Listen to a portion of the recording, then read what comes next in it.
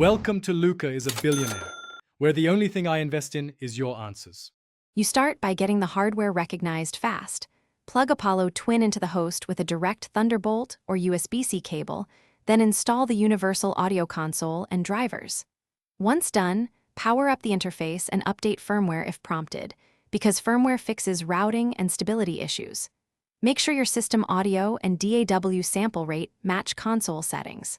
Finally, open console to confirm inputs show signal.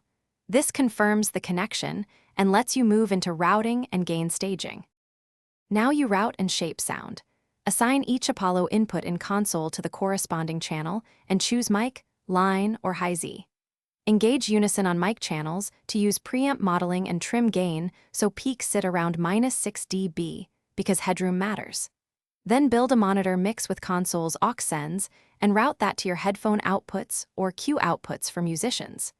Make sure you enable low latency monitoring for tracking and insert UAD plugins on the hardware DSP when you need near zero latency processing. You're ready to record. Arm the tracks in your DAW, choose the corresponding Apollo inputs and do a quick sound check. Watch for clipping and confirm playback routing.